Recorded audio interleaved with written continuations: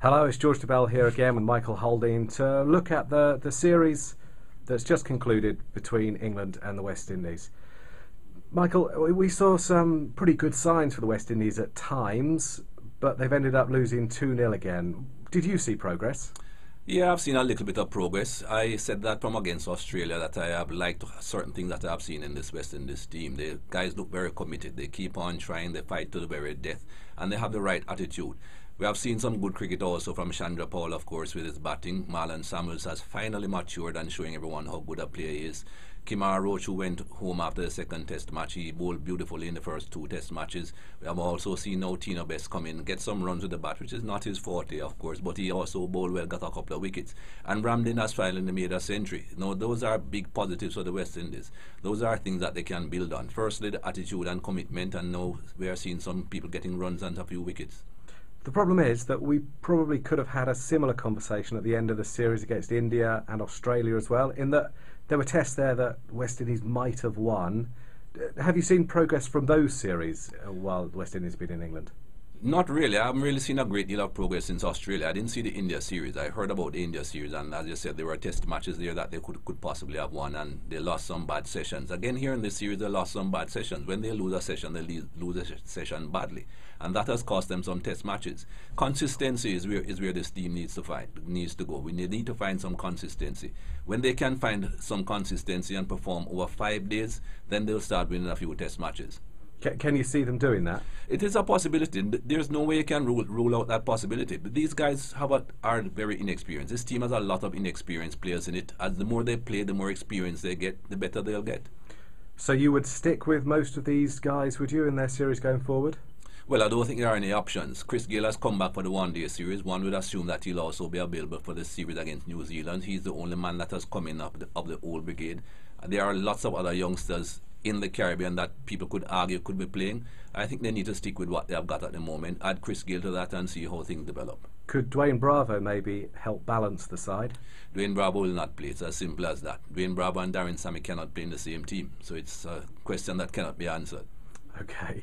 Now, you've seen a fair bit of England, of course, in recent years, but what did you think of them in this series? Are they as good as they were, and do you think they could beat South Africa?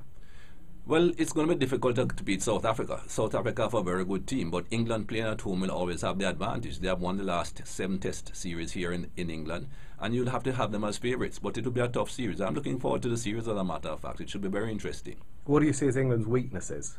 They haven't really got a great deal of weakness in this team. They have a very good team. They have some good outstanding batsmen. They have some outstanding bowlers, fast bowlers in particular, and they have Swan. But at the same time, South Africa also have a very strong team. They have some good batsmen. They have an outstanding fast bowling attack, just like England. They have a spinner who has come into South Africa's team rather recently, who is bowling well. Presumably, the one spot that's up for grabs in the England side is the number 6 one. It would probably be a bit of a surprise to see Johnny Bairstow there against South Africa, wouldn't it? I wouldn't say it's a surprise. You don't necessarily change within teams. Johnny Bairstow has played 2 test matches. He has not been a success in the 2 test matches, but perhaps the England hierarchy think that he is a man for the future and they'll give him more opportunities. There are other people around. I would love to see Rabbi Bopara coming back into the team, but I wouldn't say it would be a surprise to see Bairstow again. Just looking back to the West Indies for a second, their top orders let them down quite a lot this series. You're still confident that those are the right guys to take them forward, though, are you? Well, as I said, if Chris Gayle comes back into this top order, he'll help a great deal, not just with his batting, but with his experience. A lot of these guys are inexperienced, and when you're batting with another inexperienced person, it's pretty difficult out there in the middle. You don't know who to turn to. You have no one to turn to. If Chris Gayle comes back, gets some runs at the top of the order, with these youngsters, they'll develop.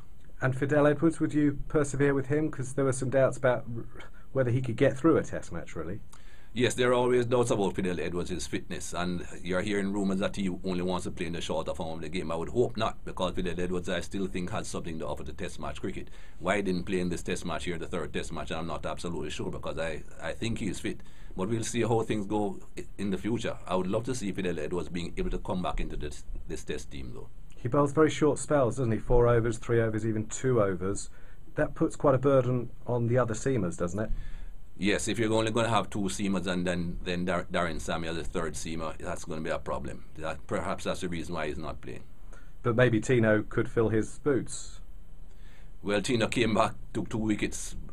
You don't know. He bowled well here in this test match. But Tino has not been one to show a great deal of consistency in the past. You can only hope that going forward he will. Just looking ahead to the ODI series, first of all, do West Indies actually start as favourites for that?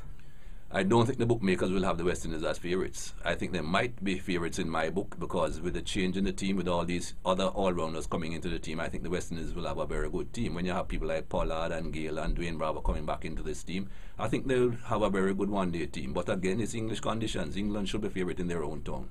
One of the strengths of the West Indies side in the Test series has been the unity. Is that something they can retain with these different players coming back into the squad? Well, I see no reason why not. They were in the squad before, so I have no reason to think that there would be the same unity. And do you think England had a major problem trying to fill Kevin Peterson's spot? Not a major problem. They'll miss Kevin Peterson. Any team will miss Kevin Peterson, but I wouldn't think it's a major problem. I think England have enough talent around. It's a matter of how they will now structure that batting lineup. Kevin Peterson solved the problem of the opening position. Can they find someone else to do the same thing? But they have enough batsmen around. And just finally, you enjoy the series? Was it a bit of a shame that Edgbaston Test was ruined perhaps by high ticket prices and the bad light issue? I can't say I enjoyed the series. I never enjoy watching my team lose, but there was some good cricket along the way.